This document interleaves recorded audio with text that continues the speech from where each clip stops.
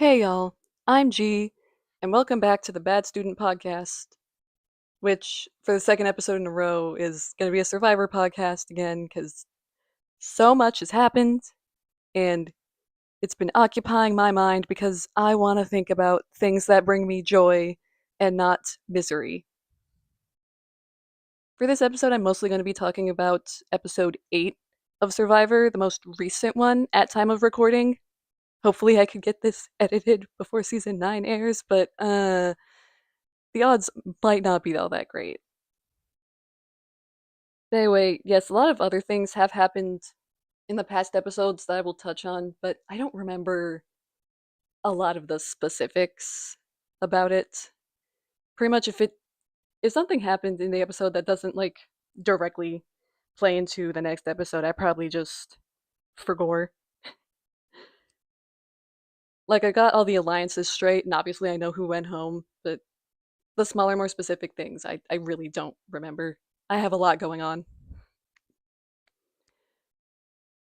But anyway, Survivor 50, Episode 8. Double the fun, double the consequences. And holy shit, did they. I think it was very interesting, the twist for this specific one, because, I mean, I'm gonna be real with you, Chief. I haven't seen every single season of Survivor the whole way through. I know, fake fan. But they've literally never done this before. Like they said in the episode. Never been done before. They've done challenges in pairs before as a way to whittle down. Like I remember in season 47, they did the challenge in pair where there were like two stages of the challenge, and each stage knocked a pair out. And then the final stage was the last two pairs, so the last four people competing for individual immunity. So I was wondering if maybe they were going to do something like that again, but they didn't. They actually tied their fates together, which I think, I don't know, tied fates or something like matching destinies probably would have been a better name than double duo, because that's very repetitive, but whatever, I guess. I think it was really funny when Jeff first announced at the challenge that they were competing for double immunity and double elimination. The way Chrissy's face just dropped. It's like, it was at this moment Chrissy knew. She fucked up. R.I.P. Chrissy. But she probably really wasn't long for the game anyway. I think she's gotten the least amount of confessionals out of everybody at least currently still in the cast, and definitely the smallest amount of average confessionals per episode, because she's gone like 2 or 3 episodes without any. Which, yes, I am a big believer in the just strategic and what the I can't remember what the website is called right now, and it's pissing me off so much. Watch me remember it right after I finish recording this video. But anyway, yeah, I am a big believer in the predict in following using the edit to predict who's going to win a season. And yeah, Chrissy, sadly, she was not long for this game. I am, however, really, really happy that Suri not only got immunity by volunteering to sit out of the challenge, and also, I guess, getting her shot in the dark picked, because we're doing shot in the dark picking now instead of rock draws to see who gets for multiple things now. But anyway, I'm so happy. Considering her history with twists completely dicking her over, I'm so happy for once one actually worked in her favor.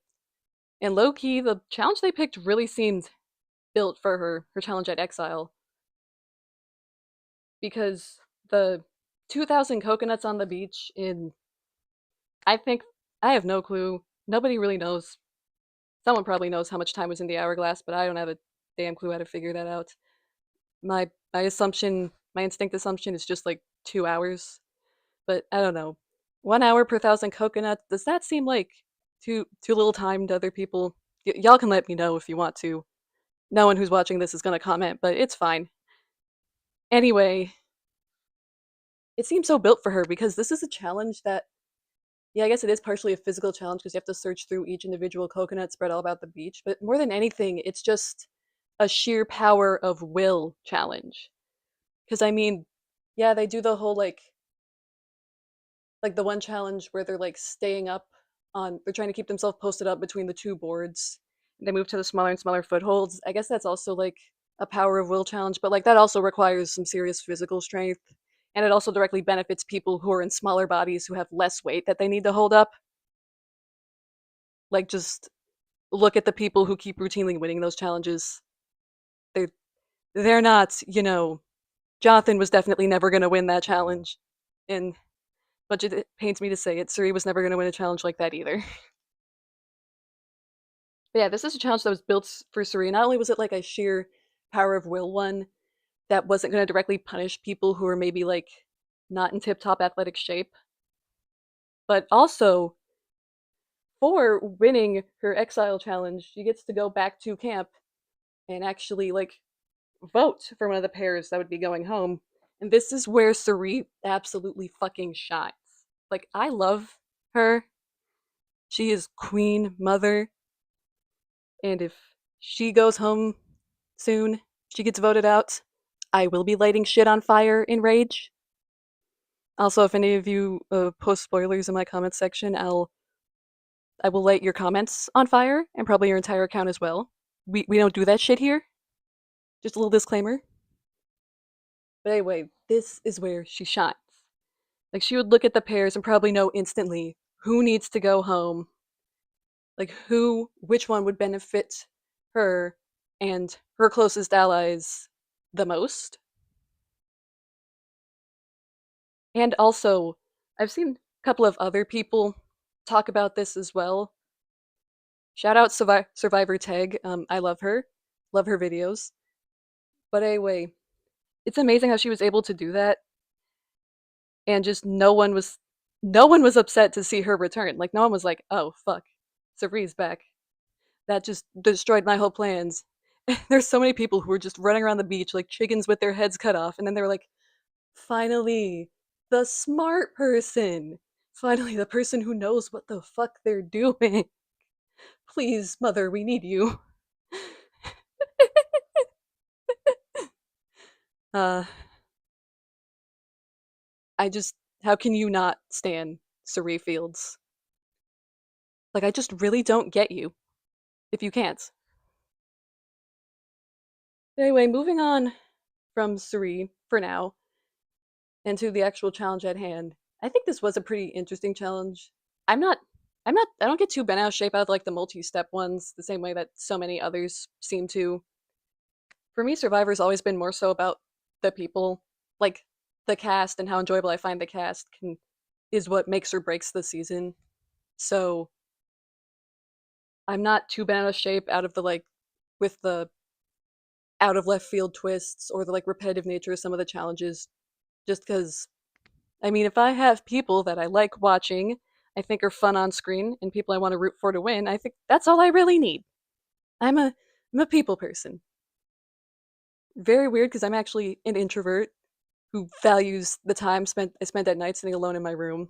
But people are full of multitudes. But yeah, I was a bit surprised when they threw in the like second part of it where they had the big ball and they had to like balance it on the paddles and then pass it to their partners, and then like try to launch it into the basket. That shit looked so hard. Like most of these challenges I look at and I think I could do that. I mean, I'm a fairly athletic person. I'm not typically the most coordinated. Like my sport was cross country and track. The sport for uncoordinated people. But I mean, they don't seem like a lot of stuff that would. Yeah, there obviously are benefits to being coordinated, but a lot of challenges don't seem like things where where as long as you have like one coordinated person, you've got this. But yeah, no, I would have like eaten shit and died so hard on the on that passing the ball portion. Like I can't balance for shit. Like all those balance challenges, those are the beauty challenges. I always think, I'm gonna be out in like 3 seconds. Like that one bounce challenge in Kagayan, in the post merge of Kagayan, where Cass dropped almost right after Jeff called it. Like Jeff called that the challenge had started. It's gonna be like, girl, me. That is literally me. Justice for Cass. Anyway, yeah, that shit looked hard. Like I was watching this with my dad, and even he said that that looks hard. He doesn't comment a whole lot about the challenges because I mean, probably because he's been watching Survivor since the beginning. Like he was there for Borneo as it was airing. And also probably because I guess he's just your average guy. He doesn't really interact a lot with the online fandom. And so most of his opinions about Survivor are generally positive. I've never really heard him talk shit about the show. He spends a lot of time screaming at the people on screen like, "Why are you so stupid?" But I think that's a lot different than actually having criticisms about how the show is run. But anyway, yeah, he was saying that, and even he was like, "Damn, that looks hard." Because I mean, it is hard. I also did have to laugh for like the little like building the bridge part where they put for like the orange pairing where they put Christian, the nerdiest of nerds, to do the more physical part, and then they put Jonathan, who's low key, who's built like a cross between Aquaman and the Hulk, to try to like figure out the puzzle stuff. Like I don't think Jonathan's like I don't think he's like stupid. I don't think he's some kind of chud. He doesn't maybe he gives off like a tiny tiny bit of chud energy, but I mean, I don't think he's like a massive incompetent dumbass. I think he's a regular guy who just happens to be insanely buff. That's the best way to put it. And like some regular guys are just not that good with puzzle things, and that's fine. But yeah, and then the end part with the balls and the maze, I was pretty excited to see Tiffany win. She has also massively gotten skunked in the edit, and that made me fear that she was not going to be long for this game. Especially and even more so when Dee went home and Aubrey was like so locked in with her nerd alliance. And they're learning about Coach and the Zoom alliance, and it's like I don't know, Coach is just Coach is a little slimy. I don't think I would have trusted him if I was out there, especially since his best showing was in South Pacific, where he had a bunch of fans pledge their like unwavering loyalty to him, and that is what got him to the end. And that's obviously never going to happen on an all returnee season. So yeah, I honestly thought Tiffany. Wait, shit. Did Tiffany even have a connection with Coach, or am I thinking about Aubrey? Anyway, I didn't really think Tiffany was going to be long for this game, so I was very excited to see her win, especially when she said this was my first time wearing the immunity necklace. We love to see it. Go Tiff. I'm also very happy she's getting more screen time because I haven't I haven't watched season 46 in full, but I mean Tiffany's just a fun presence. I like having her on screen. I know there's a lot of people who are criticizing her for it's like, well, she's kind of saying stuff that anybody could say, and it's like, well, I think most people are gonna like say things, make observations that anybody could make. It's like how you deliver them that's important. Like Christian is also kind of making observations that just anybody could make, but nobody's really complaining about it because Christian has a way of speaking that's just not something you hear every day, and it really grabs your attention and it pulls in your interest, which I mean, he's a university professor. He kind of has to do that, or else he'd suck at his job and his students would hate him. But I mean, I just like the way Tiffany, I like her screen presence, and I like listening to her speak. She reminds me a lot of she reminds me a lot of some of my high school friends.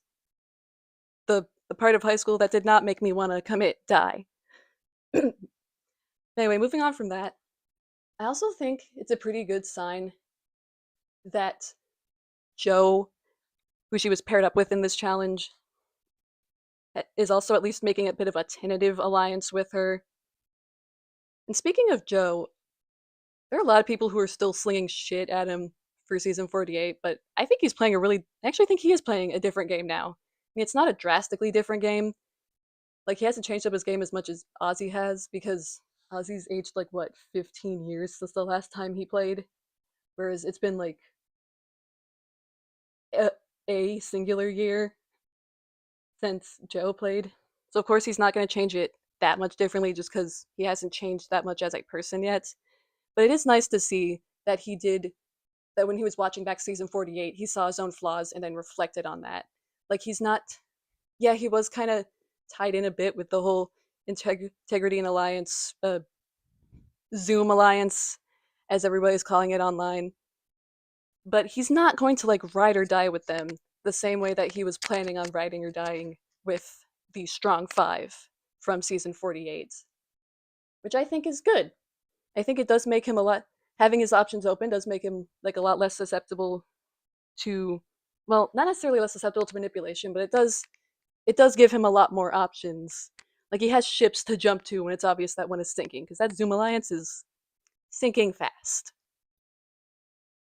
And I was a bit worried for Joe at the beginning, especially at the beginning of the season, in the one episode where he had his blow up with Rick, which honestly, Rick just made a very, very bad play there.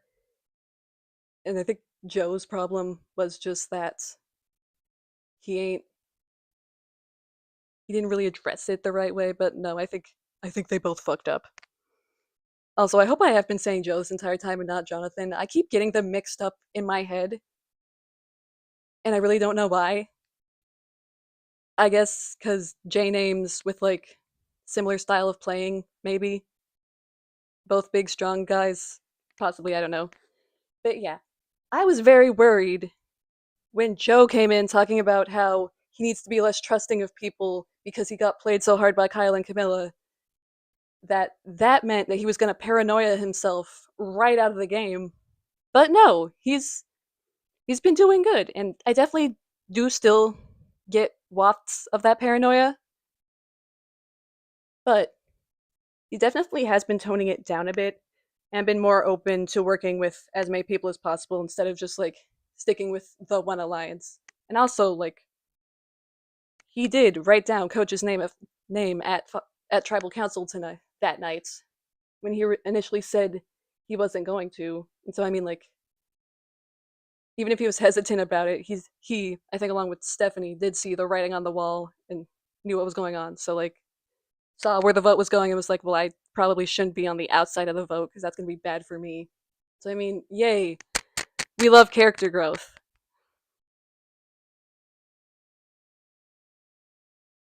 And I guess while we're talking about Stephanie, I'm really not sure where her game is gonna go from here. I mean, she's another person who got skunked in the edit. Most of the really skunked people were women, which I'm gonna stop right there before I go on a massive tangent about that. But yeah, I mean, I don't believe Stephanie is going to win. But I was wondering about her because, yeah, while she was in with that Zoom alliance, she also had been working with Ozzy and Suri. And also, she was part of like the big Vatu alliance that got completely destroyed when Kyle got medically evacuated. She's literally the only person still standing from that initial alliance. So, but yeah, I guess in the teaser that they showed for episode 9, it does seem like she's going to be really pissed about losing Coach and Chrissy, which, I mean, I get.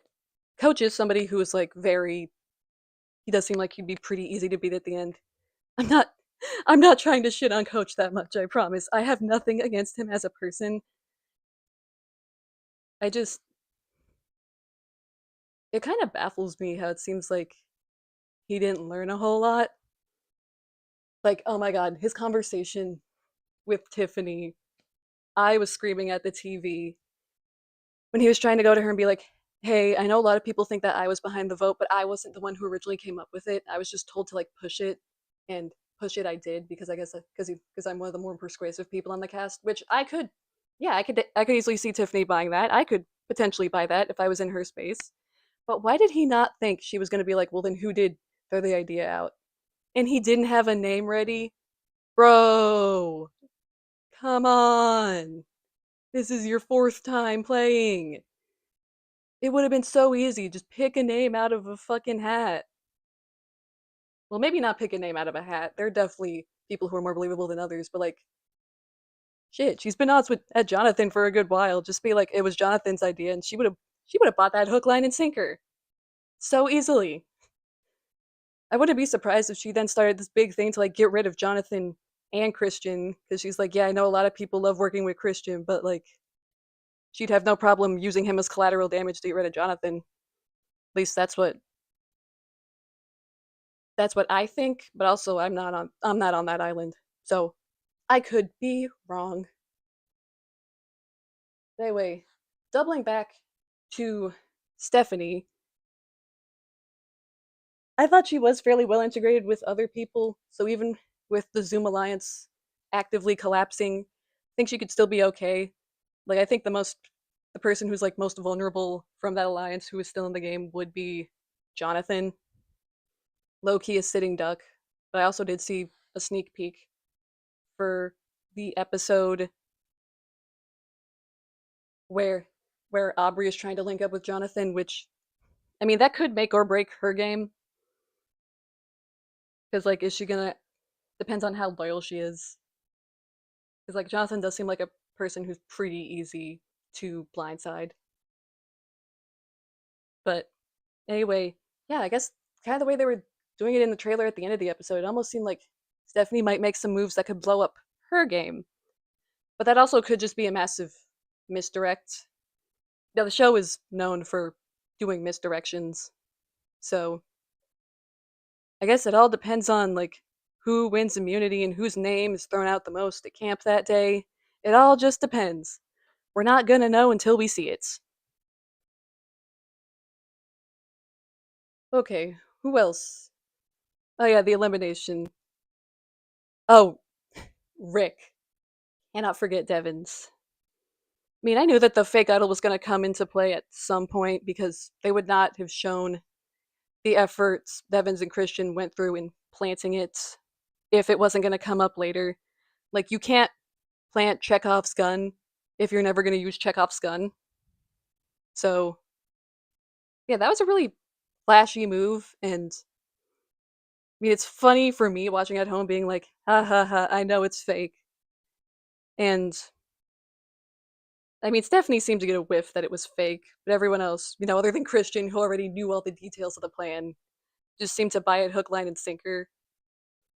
Because I mean, It is season 50, so maybe this could be the one time in history they did plant an idol at tribal council, and also just the fact that they're like a lot of these people are underfed, possibly dehydrated, definitely exhausted, most likely not sleeping well. It does.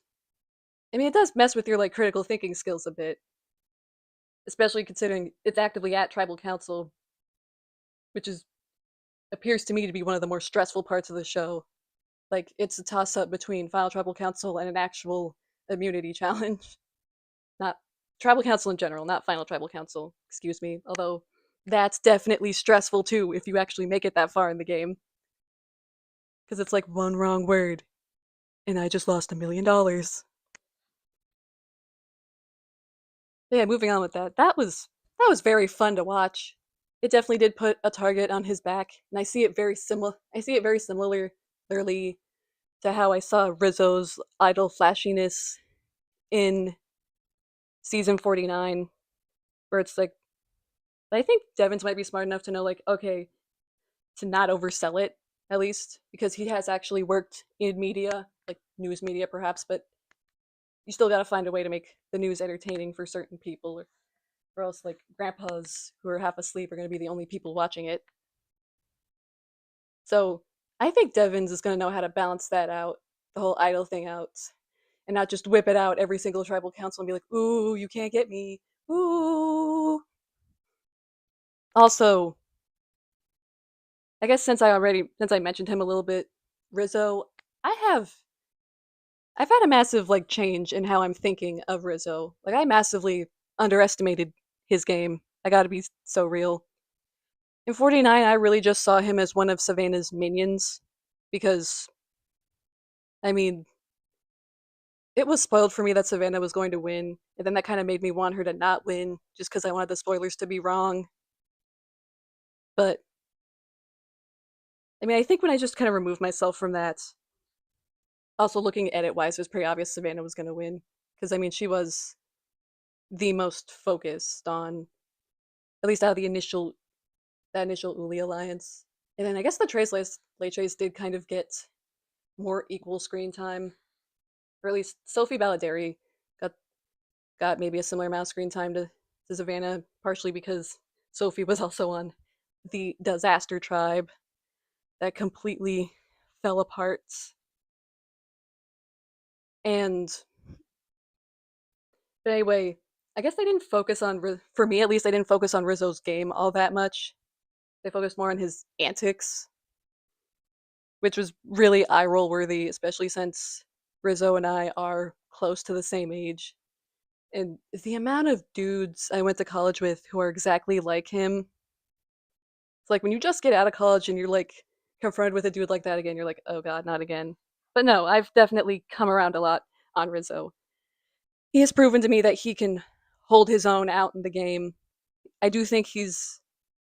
I did watch the RHAP episode that had Joanne, Sage, and Steven from season 49 on it recently, where Steven was talking about, yeah, when we were on the jury, we did also tell when Rizzo first came to the jury, they were also telling him, hey, that idol stuff, that you were doing too much. You need to cut back on that. That was you were just doing too much. Reel it in a little bit, dude.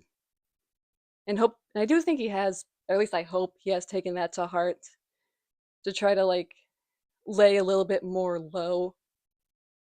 Because I saw someone online complaining about like, oh, we don't have like the big flashy winners anymore. We don't have like the big domineering flashy people like Boston Rob, and it's like, yeah, because well, yeah, it's also because of like how society has changed. Like you might like that people like that would be pretty very fun to watch. Obviously, they're very fun to watch. They make great TV, but someone who's great TV is not going to necessarily be great to live with and have in your personal life necessarily.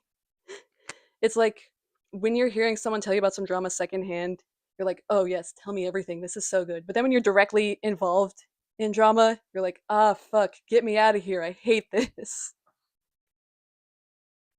I also do think I've softened a bit on Rizzo because he immediately went to align with Suri and Ozzy. You know, like the people who have played, biggest people who have played the most, two like huge legends of the game. One who is a strategic and social genius, and the other who is a massive physical threat, just a physical beast. And that's exactly what I would have done. Not just out of like fanfare things, but these are two people who have made it very far in every game that they've played, and they're generally well respected in the survivor world. So hopefully, if I can like ingratiate myself close enough with them, they could carry me far in the game. And also, that's two meat shields. Like if I just make myself the least threatening of that trio, which is really would not be difficult, especially since no one had seen for season 49 at that point. I'm the one that's most likely going to be kept around until the very end. But that's just my way of thinking. And so yeah, the vote off. As I said before, a lot of people were surprised to see Joe actually flip and write down Coach's name. And also, it was also interesting to see Stephanie flip, but I think both of them did feel like they were strong armed into it, like a rock in a hard place kind of thing. There is one time, though, I want to see someone actually call an idol bluff. Like instead of changing their vote to like flush the idol, force it so that they have to play the idol. So that way, if they hold it off, they just go home with an idol in their pocket that everybody knew that they had, so they look even more stupid. But that's just me. I want to call bluffs. Definitely should not get into gambling because I feel like that would fuck me over big time. Also, Emily's face when she got the vote, it was so clear that she just had no clue about that someone was gunning for her and Rizzo, which I guess that does kind of make sense. Chrissy was the only one who wanted to vote them out. That was mostly because of Rizzo. And Suri obviously was just going to immediately go and tell Rizzo about it when she found out because they're in their little polycule. And yeah, Emily was just completely left out. And she's like, "Wait, what the fuck? Excuse me? Excuse me? You can't pull one over on the Chaos Gremlin." Or I guess the new Chaos Gremlin, since we no longer have Q. We miss you, man. I miss you, at least. Speaking of polycules, I hope that Cerise Wizard of Oz does like pull in Tiffany for a bit because I when I think about it, there's still some semblance of the Zoom Alliance around, even if their numbers have been cut in half. Then there's also Cerise Wizard of Oz, the Strong Alliance, and then I think the like Nerd Alliance, the four who people assume are in the middle, probably not gonna break anytime soon. And then poor Tiffany is just this floater. So yeah, I want bring Tiffany into the polycule, please. Or hell, since Joe seems to not be, or hell, also since Joe is now out here trying to play play a different game, try to see if you could throw him in, pull him in too. Just have a full blown minorities alliance. Just vote out all the white people. That's totally not gonna piss anybody off. I mean, it's gonna piss off the people who deserve. Honestly, if you're gonna be pissy about that, like you deserve to be pissed off because you're dumb. Yeah, that's it. I could get really deep into it, but it's 10:30 p.m. I'm getting kind of tired. I'm too tired to explain to people why I'm too tired to explain this shit to people. Also, I will admit I might not be the best person to explain it every way because I'm not an expert and I don't 100% have a grasp on all of this stuff. But anyway, yeah, do a full blown minorities alliance because I mean, yeah, people in the past have gotten pissy with all black alliances, especially with season 41. Like I was watching season 41 in real time.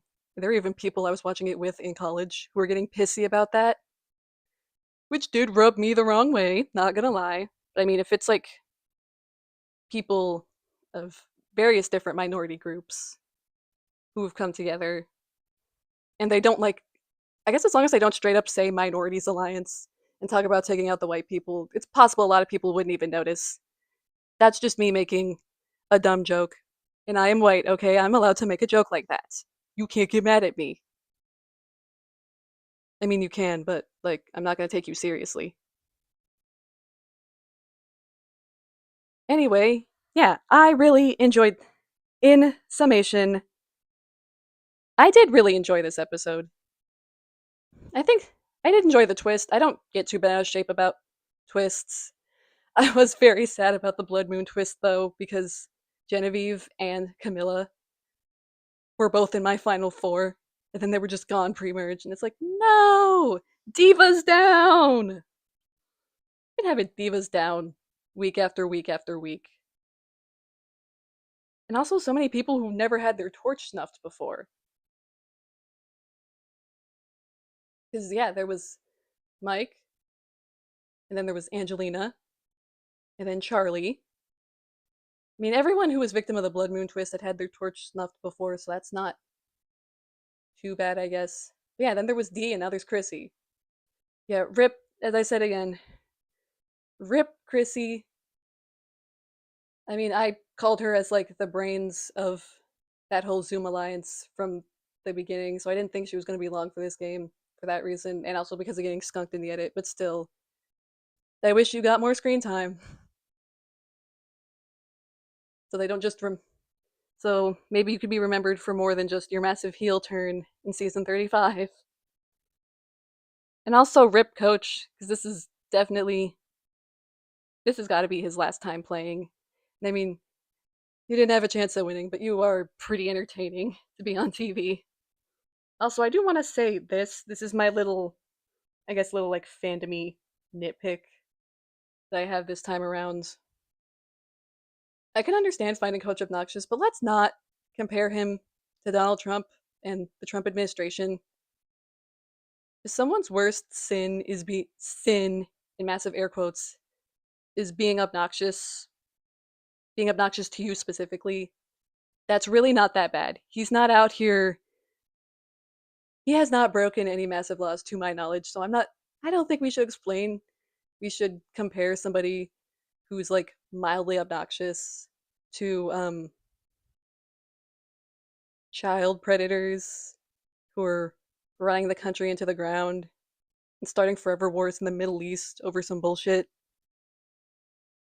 But that's just my opinion. I don't even I don't I don't want to look too deeply into the politics of each of the players because low key that would ruin my perception of some of them, but I don't believe I mean I know that some of them are MAGA. I don't live under a rock anymore. But I don't think Coach is one of the MAGA people anyway, so I don't think he quite appreciates that comparison. So let's not make it. But anyway,